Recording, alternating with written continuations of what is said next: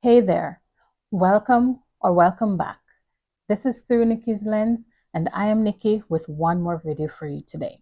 Did you know that having a criminal record might make you inadmissible to Canada? Being inadmissible to Canada means that you are barred from entry into the country. So you know or should know that I'm doing a series on express entry. My last video, and I will put a link above so that you can watch that video, I spoke about proving your work experience in Canada. And right now, I want to talk to you about a police certificate. As a temporary resident or someone wanting to become a permanent resident, being able to enter Canada is a crucial thing for you. What I want to talk to you about today is your police certificate, how to obtain it, and the fact that it is an essential document that you will need to include in your permanent residency application through express entry.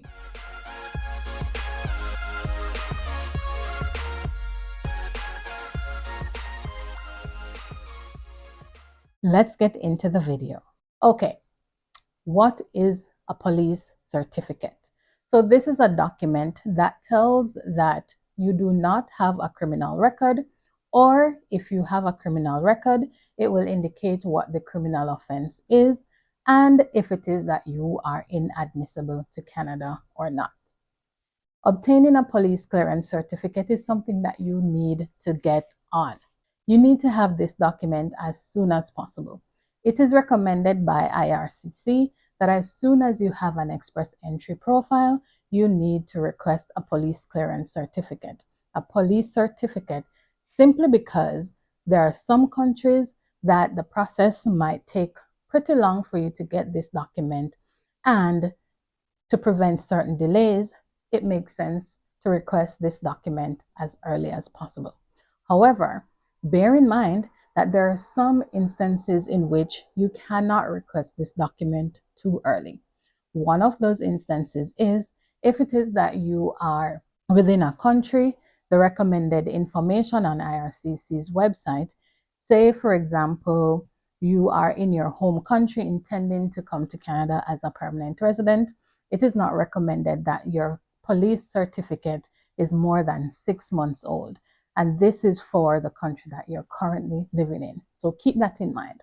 In an instance, however, that you have been in another country for 6 months or more, and you are over the age of 18 years, and you intend not to go back to that country before your permanent residence application is processed, you can go ahead and request those certificates. So let me give you some information from IRCC's website. When you have your permanent residency application, IRCC's online system will ask the principal applicant and every single dependent in that application, be it a spouse or a child, that is 18 years or older for a police certificate. Every country you or your family member stayed in during the last 10 years for 6 months or more in a row, you need to get a police certificate from that country. You don't need to give a police certificate for any period of time before you were 18 years old or for time spent in Canada. Note this, any time that you spent in Canada, you do not need a police certificate. So keep that in mind. After you apply, an officer may ask you for additional police certificates from any time in your life since you were 18 years old. So, what is the process to submit this police certificate? You need to submit a scanned copy of this police certificate. This scanned copy should be in color, not black and white. So, information from IRCC's website states police certificates must be scanned copies of the original certificate in color. Certified true copies or unauthorized copies won't be accepted and will result in your application being rejected. There might be some countries that require for you to submit a request letter from an institution or whatever the case may be for them to issue that police certificate. And what IRCC recommends is that some countries will only give you a police certificate if you have a request letter from IRCC. If this applies to you, upload a document in the police certificate field in the document checklist that says, I am applying from a country that requires an official request letter from IRCC to get a police certificate. We'll then review your application. If it is otherwise complete, we'll send you more information on how to get your police certificate from that country. There are certain examples, 3 examples that IRCC mentions. Example A is 8 months stay before age 18. One is 24 years old the day he applies for permanent residence. He lived in the United States for 8 months when he was 16 years old. The system will not ask him for a police certificate from the United States. Example B, 7 month stay 20 years ago. Fersha is 45 years old. He worked in Turkey for 7 months when he was 25 years old.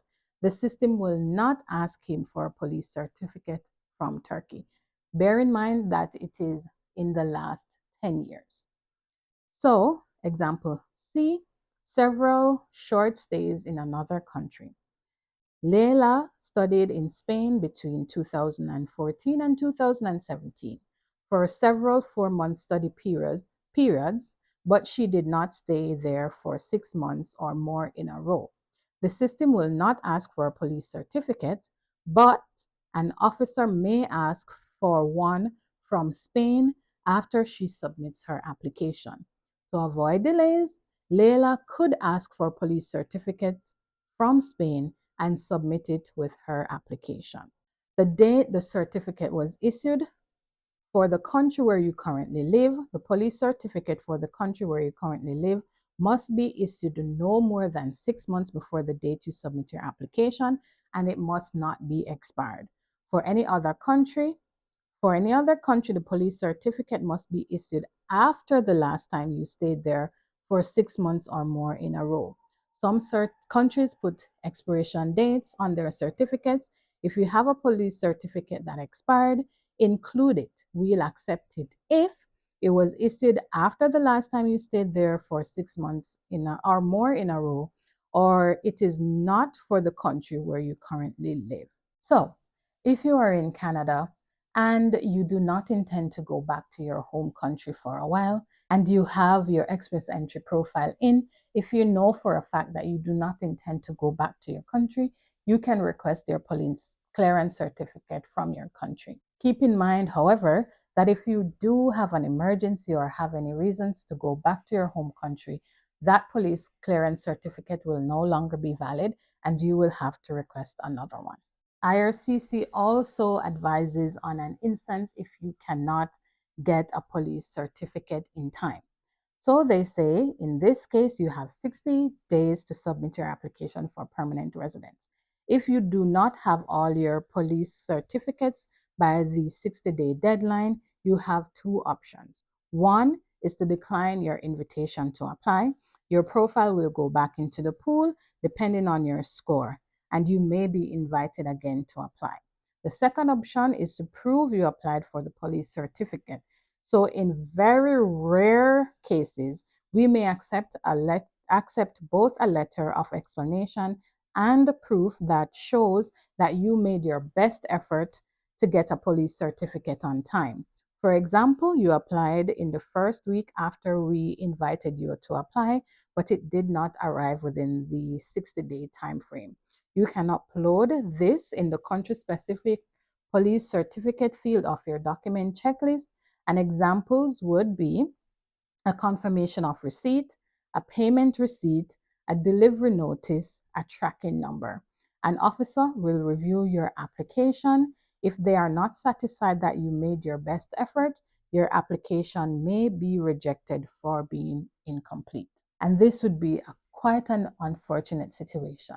So, the tip, as was mentioned before, if you know that you have a profile in, an express entry profile in, go ahead and try to obtain all the police clearance certificates, all the police certificates from those countries that you know within the last 10 years you spend 6 months or more. And if it is that it's your country, you may hold off just a little bit as long as you know that it won't take long for you to get that police certificate.